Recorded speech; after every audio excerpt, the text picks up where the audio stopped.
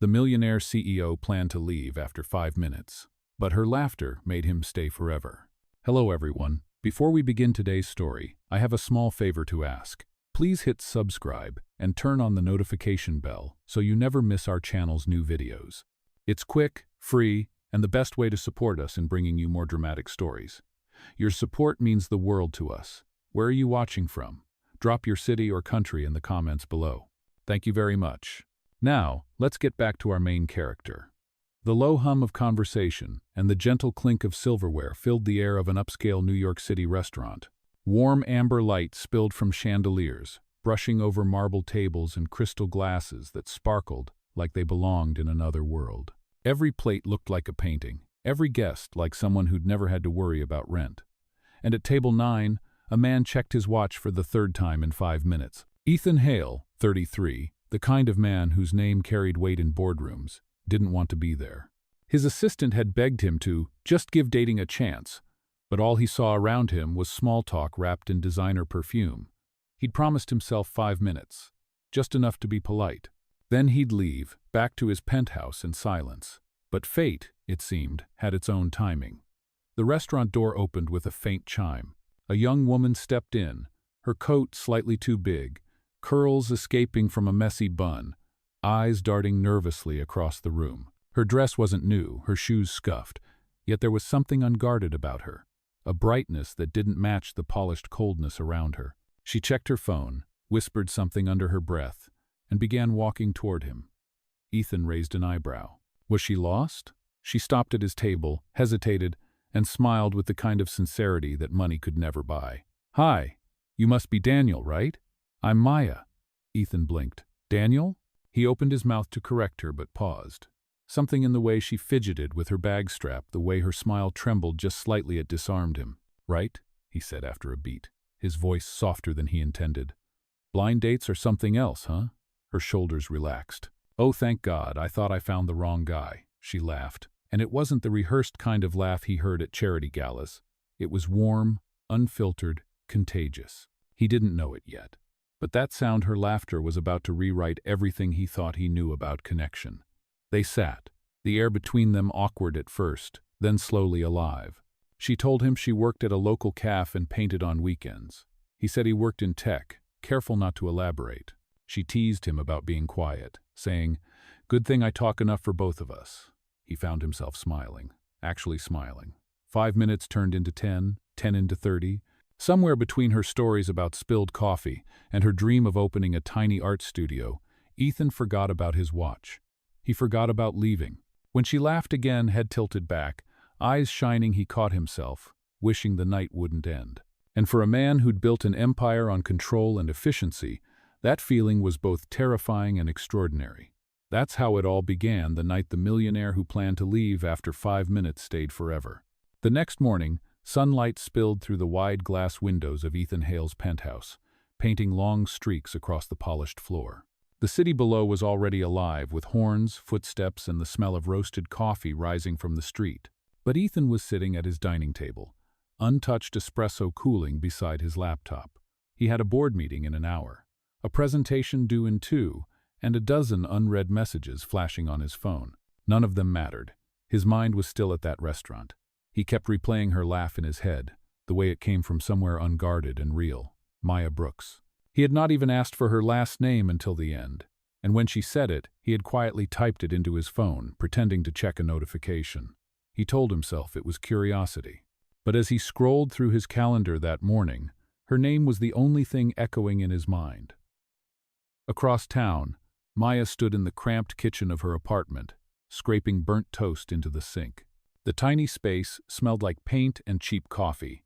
Sketches covered the wall above her table faces, cityscapes, one rough outline of a man looking down at his watch. She smiled faintly. That man looked suspiciously like Ethan. Jenny, her roommate and best friend, peeked from behind her bedroom door. "You are smiling at your drawings again," Jenny teased. "Do not tell me, mister." Blind date was actually decent. Maya rolled her eyes. He was different, quiet, kind of awkward, but funny in a dry way. "And rich?" Jenny asked. Maya laughed, shaking her head. He said he worked in tech, so probably not broke, but he did not act like one of those finance guys. It was. Nice. He listened. Jenny smirked. Girl, if a man actually listens in New York, marry him.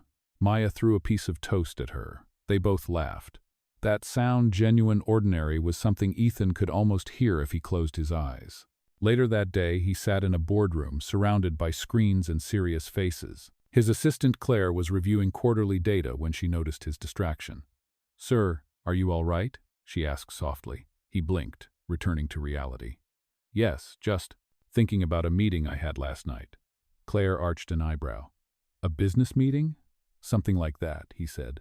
For the first time in years, he found himself smiling at nothing in particular. After the meeting, he walked into the city instead of calling his driver. It was strange, feeling the breeze and hearing the street noise up close instead of from behind tinted glass. He passed a bookstore window and stopped. Inside, among the weekend art fair posters, was a familiar name printed on a small flyer. Maya Brooks, Local Artist Showcase, Saturday. His pulse jumped. He read it twice, then took a photo before he could talk himself out of it. Saturday could not come soon enough. That night, Maya sat by her small window, painting with the soft hum of a street musician below. She thought about how Ethan had smiled when she teased him, how his eyes had softened. There was no way he would ever see her again. She was just a waitress who drew for fun. Still, she kept painting him, the man who planned to leave after 5 minutes but stayed to laugh with her. Back in his penthouse, Ethan placed his phone on the counter, that same laugh replaying like a song he could not turn off. He had spent years building walls, luxury, power, control, but somehow, in one accidental dinner, a girl with paint on her hands had walked right through them. For the first time in his adult life, Ethan Hale was not thinking about profit margins or quarterly goals. He was thinking about a sketch on a napkin and a voice that made the world sound less lonely. Saturday arrived with a soft drizzle that glazed the city streets, making the pavement shimmer under passing headlights. Ethan Hale adjusted the collar of his coat as he stepped out of the car near the small community art center printed on the flyer he had kept all week. It was nothing like the grand galleries he usually attended. This one was tucked between a bakery and a bookstore, with paper lanterns strung above the door, and the faint sound of acoustic guitar drifting from inside. Through the glass, he could see people chatting, holding cups of punch, laughing easily. For the first time in years, Ethan felt out of place. He took a slow breath and pushed the door open. The room smelled of coffee and varnish, a little chaotic but warm. Canvases lined the walls, each signed in looping handwriting Maya Brooks. She was standing near the back, wearing jeans with faint paint stains and a white shirt rolled at the sleeves, her curls pulled back. Her laughter rang across the room, that same unguarded sound that had stayed with him since their dinner. Ethan froze for a second, realizing how absurd it might seem for a millionaire CEO to just show up at a local art night. Still, his feet moved before his thoughts caught up. Maya turned and surprise flashed across her face. Ethan, what are you doing here? He smiled faintly, hands in his pockets. I saw the flyer. I thought I would stop by. She blinked, cheeks coloring. Wow, I did not think you were the type to go to art shows. Maybe I am trying to change that, he said softly. For a moment, the noise of the room faded, leaving only the quiet spark between them. Your work is incredible, Maya. He meant it. The paintings were simple but full of life-crowded diners, rainy sidewalks, faces caught mid-laughter. One piece made him pause. A sketch of a man in a suit sitting at a table, looking like he was about to leave. Beneath it, a small caption read, "The Man Who Stayed."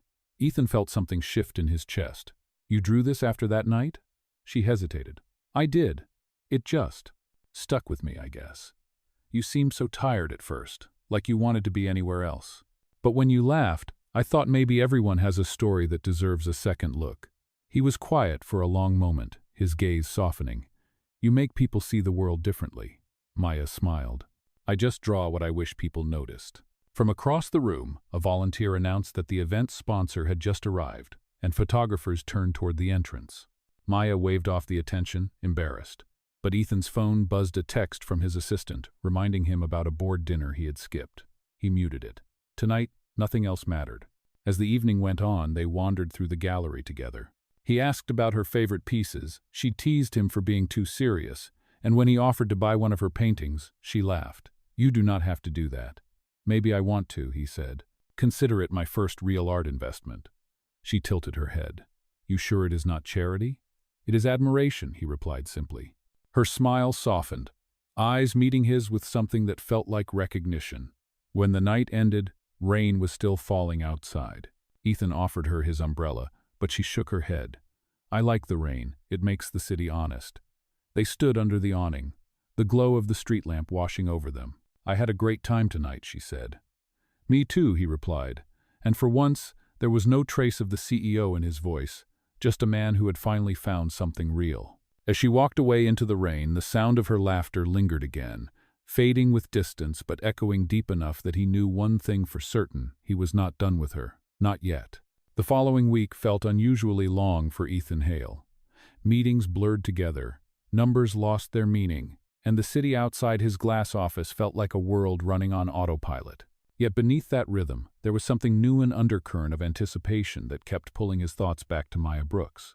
He had visited her art show once, but her laughter, her warmth, had not left his mind since. One evening, as the sun dipped below the skyline, Ethan stood by his office window, staring at the reflection of himself in the glass. For years, he had built his empire on precision and control, but lately, everything he thought he knew about purpose felt different. Maybe he needed to see her again, not as a CEO, not as a man in a suit, but just as Ethan. The next afternoon, he found himself walking into the small cafe where she worked. The smell of roasted beans and vanilla syrup greeted him as he stepped inside. Maya was behind the counter, hair pulled into a loose ponytail, laughing with a customer about a spilled drink. When she saw him, her eyes widened slightly. "Ethan? Did you get lost on your way to Wall Street?" He smiled, resting his hands on the counter. "Maybe I got lost on purpose." She rolled her eyes playfully. "Coffee or curiosity?" "Both," he said. "Surprise me." She grinned and turned to the espresso machine, pretending not to notice how his gaze lingered on her every movement.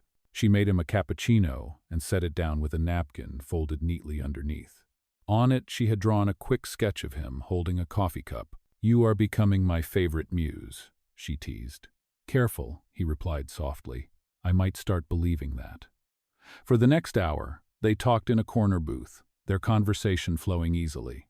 He told her about his travels, carefully omitting the parts about boardrooms and mergers. She shared stories about art school, about her mother who taught her that beauty did not need permission to exist. When her shift ended, they walked together through the city park nearby, leaves crunching under their shoes. "So," she said, glancing at him, "you really do not talk much about work." "I like hearing about yours better," he answered. She nudged him with her elbow. "That is not fair. You probably do something big and mysterious, do you not?" "Something like that," he admitted with a half-smile. "But maybe tonight, I just want to be someone normal." "Deal," she said, offering her pinky. "No job titles, no pretenses, just two people in the park." He laughed, linking his pinky with hers. "Agreed." The night air was cool, the city lights reflecting off the lake nearby. For the first time in years, Ethan felt free, no performance, no expectations, just the quiet hum of connection. As they sat on a bench, Maya pulled out a small sketchbook. "Hold still," she said, squinting at him. "Why?" "Because your face looks like it has a story to tell." "Does it?" he asked. "Every face does," she replied softly. "Some just take longer to see." He watched her pencil move across the page, her focus absolute, the faint smile playing on her lips. When she finished, she turned the sketch toward him. It was simple, his eyes, his posture, but somehow she had captured more than just an image. She had captured the calm he did not know he was missing. "You make me look better than I am," he said. "Maybe you just do not see yourself clearly yet," she replied. They sat in silence, the kind that felt comfortable. The city buzzed beyond the trees, but in that small corner of the world, time seemed to slow. When she finally stood, she handed him the sketch. "Keep it," she said, "in case you ever forget to slow down." Ethan folded the page carefully, slipping it into his coat pocket as if it were something fragile. He looked at her, the rain beginning to fall in light drops around them. "Thank you, Maya," he said quietly. She smiled. "For what?" "For reminding me what it feels like to stay." As she walked away, her laughter echoed through the park again, and he realized that whatever this was, it was already becoming something he could not walk away from. Days turned into weeks, and what started as coincidence began to feel like rhythm. Ethan and Maya found small excuses to see each other. Sometimes it was coffee after her shift. Sometimes it was a quiet walk through Central Park when the city lights began to blur into gold. He never mentioned his company, and she never asked. To her, he was Ethan, the man who smiled differently when he listened, the man who always showed up when he said he would. For him, she was a rare kind of peace, a reminder that the world could still be simple if he let it. One evening, Maya invited him to her apartment for dinner. The building was old, the kind with creaky steps and mailboxes that stuck, but she had turned her small space into something warm. There were sketches taped to the walls, candles in recycled jars, and the faint scent of garlic filling the air. "It is not fancy," she said, stirring the sauce nervously, "but it is edible." Ethan smiled. "After all the boardroom lunches I have endured, this smells like heaven." She looked up, curious. "Boardroom? That sounds corporate." He hesitated, catching himself. "Old habit of speech," he said quickly. She laughed. "You say weird things sometimes, you know that?" "Occupational hazard," he replied, but inside he knew the clock was ticking. Every he by omission had an expiration date. As they ate, Maya talked about a new opportunity a local art foundation was offering small grants to young artists. But she did not think she would qualify. "They want portfolios and recommendations," she sighed. "People like me do not usually get picked." Ethan leaned forward. "Why not?" "Because I do not have connections," she said. "I have talent, sure, but that only gets you halfway in this city." He wanted to tell her he could change that with one phone call. Instead, he said quietly, "Maybe the right person just has not seen your work yet." She smiled, not catching the double meaning. Later, when she handed him a small piece of paper folded like a note, she said, "Here, something for you to remember me by, in case you get too busy being mysterious again." He unfolded it. Inside was a quick sketch of him laughing, head thrown back. "You make me look happy," he said softly. "That is because you are, at least when you forget to pretend," she teased. The night ended on the rooftop, with the city spread beneath them. She pointed out constellations that did not really exist, giving them names that made him laugh. "That one is the Lat Dragon, and the one next to it is the sleep-deprived waitress." He told her about his favorite view of the skyline from his office, but left out that the office was on the 52nd floor of Hale Tower. When he walked her to the door, she kissed him on the cheek, gentle and unexpected. "Good night, Ethan," she whispered. "Good night, Maya," he replied, his voice lower than usual, steady but full of something unspoken. Back in his car, he looked at the sketch again. The man in the drawing looked alive, unburdened, almost free. It scared him how much he wanted to be that man for real. The following day, he met with his board of directors. The table was long, the conversation sharp, and the numbers cold. His executives discussed expansion, profit, and quarterly growth. But Ethan's thoughts kept drifting to the smell of garlic and the warmth of Maya's laughter. When one of his partners asked if he wanted to proceed with sponsoring the local art foundation, he looked up suddenly. "Yes," he said, his tone decisive. "Let us make it happen." The room went quiet, surprised. "Effective immediately," he added. As the meeting resumed, Ethan allowed himself a small smile. Maybe it was time to blur the line between his world and hers, even if it meant the truth was getting closer to the surface. For the first time, he did not fear it. 2 weeks later, the city buzzed with early spring energy, and the local art foundation's annual charity gala filled every social feed in New York. Maya had been invited as one of the emerging artists to showcase her work. It felt unreal to her. She had never been to an event that required a dress code or name tags. Jenny had helped her borrow a simple navy gown and curled her hair until she looked like someone out of a painting. "You look like you belong there," Jenny said, fastening a small pendant around her neck. Maya laughed nervously. "Let us hope nobody asks what I do for a living." Meanwhile, across town, Ethan adjusted his cufflinks in front of the mirror, the weight of the evening heavier than usual. This was his company's event, the one he had secretly decided to fund weeks ago. Tonight, he would finally reveal the new Hale Art Grant and the artists it would support. He knew Maya would be there, and for the first time in years, he felt something like fear. Not of business, but of what she would think when she learned who he really was. The ballroom shimmered with chandeliers and quiet conversations. Waiters moved like shadows, and a string quartet played softly in the background. Maya entered, holding her small portfolio close to her chest. Her paintings hung along one wall, including one of her favorites, the sketch of the man who stayed. She did not know that the very man in that painting was watching her from across the room. Ethan stood near the stage, surrounded by investors and executives, his tailored suit immaculate, his presence commanding. But when his eyes found her, everything else disappeared. He wanted to go to her, to explain before the announcement began, but the host was already stepping onto the stage. "Ladies and gentlemen," the MC said, "tonight we celebrate art that speaks to humanity. Please welcome the man whose vision made this event possible, Mr. Ethan Hale, CEO of Hale Enterprises." The room broke into applause. Maya froze. The words echoed in her head, CEO of Hale Enterprises. Her eyes darted to the stage where Ethan was walking up, calm, poised, completely different from the man she thought she knew. He adjusted the microphone. "Art reminds us to see what we overlook," he said, his voice steady. "Tonight, we are proud to announce the Hale Art Grant, supporting independent artists who remind us that empathy and creativity build stronger communities." As he spoke, Maya's heartbeat thudded in her ears. The crowd clapped, smiling, oblivious to the storm building behind her eyes. When he stepped off the stage, he scanned the room until he found her. She was already moving toward the exit. "Maya, wait," he called, weaving through the guests. She turned, her expression sharp, eyes shimmering. "Wait? For what, Ethan? Or should I say Mr. Hale? Please, let me explain." "Explain what? That you lied to me? That every conversation, every laugh, was just a game to you?" He shook his head. "No, none of it was a lie. I never meant to deceive you. I just wanted to be seen for who I am, not what I have." "Then you should have told me," she said, her voice trembling. "You let me sit there and talk about my struggles while you were the man funding the very program I said I could never reach." Around them, people began to notice the tension, whispers spreading like ripples.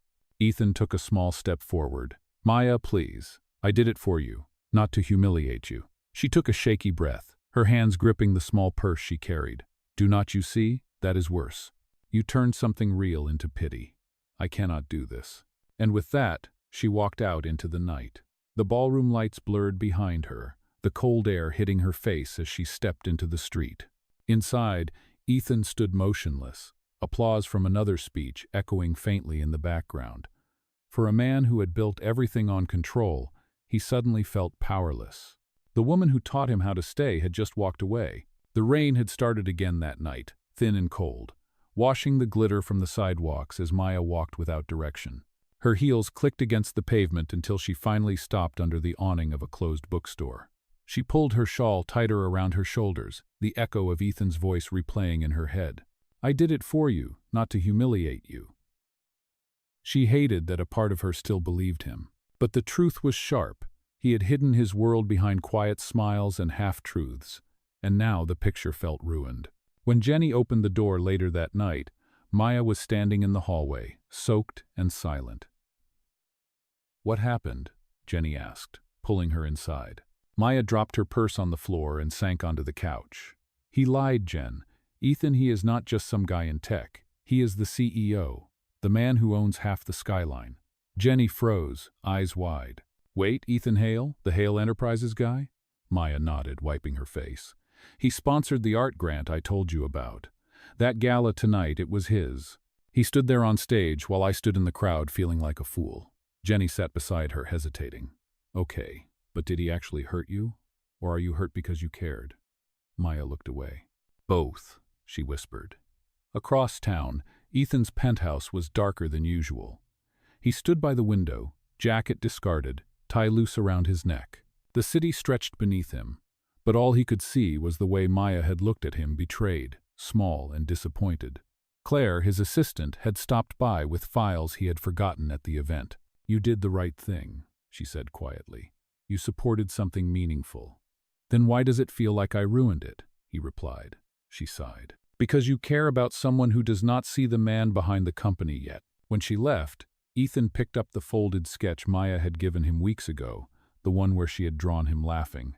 The edges were worn now, the pencil lines fading, but it still carried her touch. For the first time in years, he wished he could trade every deal, every dollar, just to go back to that small cafe where none of it mattered. Days passed. Maya avoided every call that came from unknown numbers. Her art sat untouched in the corner of her apartment. Jenny tried to distract her with jokes and late-night movies, but even laughter felt heavy. Then one morning, as she walked past the community center, she saw a poster taped to the door. It read, "Hale Foundation Community Art Program. Open studio for local artists. No application required." She froze. The words felt like they were meant for her. Beneath the logo, there was a small handwritten note pinned to the corner. It said, "For those who remind the world what honesty looks like." She knew it was him. Her chest tightened, torn between anger and the faint flicker of something that refused to die. That evening, she went to the arts center, half out of curiosity, half out of longing. Inside, she found an empty studio, new canvases, brushes, and a small plaque on the wall that read, "In honor of Maya Brooks, whose art reminds us to stay." She felt her throat close. There was no one else there, only the sound of rain tapping against the windows. She whispered to the empty room, "Why would you do this?" But she already knew the answer. Ethan was not trying to buy forgiveness. He was trying to give back the thing he had taken her sense of worth. Meanwhile, in his office, Ethan sat with his phone in hand, staring at her contact. He had typed and deleted the same message a dozen times. Finally, he sent it. "I understand if you never want to see me again. But I meant every laugh, every moment. The truth was never to impress you. It was to protect what felt real. You made me see the world differently. Thank you." Then he set the phone down, unsure if she would ever reply. Outside, the rain kept falling.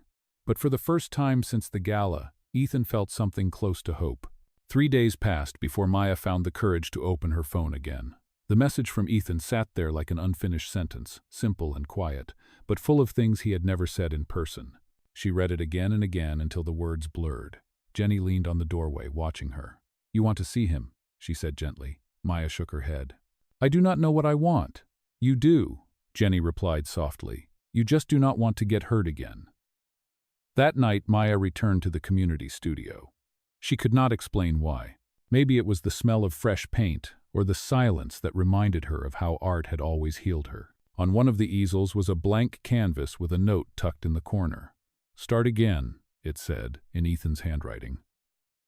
Her chest tightened. She sat down, picked up a brush, and for the first time in weeks, began to paint. The strokes came slow at first, then faster, as if her hands remembered what her heart had been avoiding. The image that took shape was of a rainy street, a man standing under a single umbrella, waiting. The next morning, she left the painting on display at the center, unsigned. Across the city, Ethan arrived early for a board meeting, but his mind was elsewhere. When his assistant walked in, she handed him an envelope. "This came for you from the Community Art Center," she said.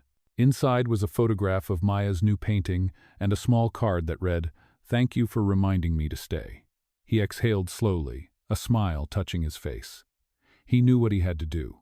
That evening, he called the curator of a downtown gallery, the same one that had hosted Maya's very first show.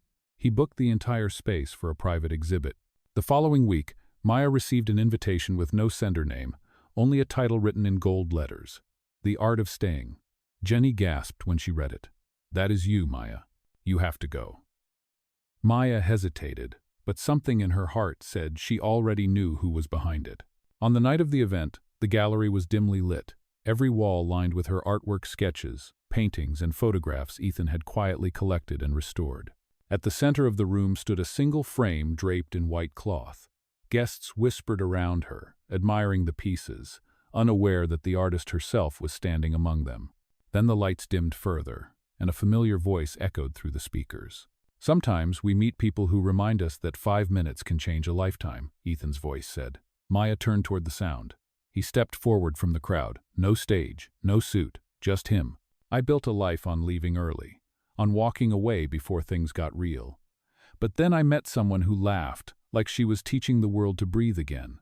This collection is for her, for the woman who showed me what it means to stay." He pulled the cloth from the final frame. It was the napkin sketch she had drawn the night they met, preserved and framed behind glass. Below it, an inscription read, "The best 5 minutes of my life." The room fell silent. Maya's breath caught. Ethan turned to her, his eyes steady. "Maya Brooks," he said softly, "I am not here to fix the past. I am here to earn the chance to stand beside you in the present." For a long moment she said nothing. Then she stepped forward, her voice trembling but clear. "You already did." The applause rose around them, but Ethan did not hear it. All he saw was her smile, familiar, radiant, and full of forgiveness. As they stood there, surrounded by her art and the hum of a room that finally understood their story, Maya realized something simple yet profound. Sometimes the people we meet by accident are the ones destiny had been saving for us all along. 6 months later, the city felt different. Maybe it was the season changing, or maybe it was the way Ethan and Maya had finally found their rhythm. The story that had started as a misunderstanding over a blind date had become something steady, something real. Maya's new studio sat on the corner of a quiet street in Brooklyn, its glass windows filled with light and color. A small sign above the door read, "The Art of Staying." Inside, canvases lined the walls, some for sale, some just for her. On one shelf sat the framed napkin, the first sketch she had ever made of Ethan, the one that started everything. That morning, she was preparing for her first solo exhibition sponsored by the Hale Foundation, not as a favor but as a partnership. Ethan was sitting on the floor beside her, holding a hammer in one hand and pretending to help. "You are hanging that frame crooked," she teased, brushing a strand of hair from her face. "It is modern art," he said with a grin. "It is supposed to look crooked." She rolled her eyes, laughing. The sound filled the room, the same laughter that had made him stay that night months ago. He still could not hear it without feeling something shift in his chest. "You know," he said after a pause, "I used to think success meant never slowing down." "And now?" she asked, tilting her head. "Now I think it means finding someone who makes time stop." She smiled, walking over to him. "That is dangerously close to being romantic," she said softly. "Maybe I am learning," he replied, his voice warm. She leaned down and kissed him, light as a whisper, and for a second, the world felt perfectly quiet. Later that evening, the gallery was alive with people, but this time Ethan stood beside her, not above her. Reporters came, cameras flashed, and for the first time, Maya did not feel small. She felt seen. When the speeches ended, Ethan took her hand and led her to the center of the room. "There is one more piece you have not unveiled yet," he said, motioning to a covered canvas. She frowned. "I do not remember painting another one." "That is because you did not," he said with a small smile. He pulled the cover away to reveal a new painting, two figures sitting at a table under warm light, one holding a watch, the other laughing. The title beneath it read, "The Best 5 Minutes." Maya's eyes filled with tears. "You painted this?" she asked, stunned. "With some help," he admitted. "I wanted to show you how it looked from my side." The crowd watched as she turned to him, emotion catching in her voice. "You really stayed." "I told you I would," he said, his tone gentle but sure. "And I am not planning to leave." The applause rose again, but neither of them moved. They stood there, surrounded by art, by light, by everything they had built together from one small mistake that turned into fate. Later, after the guests had left and the gallery lights dimmed, Maya walked to the window. The city glowed outside. Reflections of their story scattered across the glass.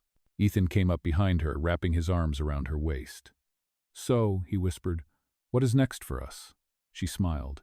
"Maybe we stop planning and just keep staying." He laughed quietly, kissing the top of her head. "Deal," he murmured. As the night settled around them, the framed napkin on the wall caught the faint reflection of the city lights. Its edges worn but its meaning eternal. It read, in her careful handwriting, "The man who wanted to leave after 5 minutes but stayed forever." And just like that, their story, born from a simple mistake, became the kind that reminded people that sometimes love does not arrive when we expect it. It arrives when we stop running and finally choose to stay.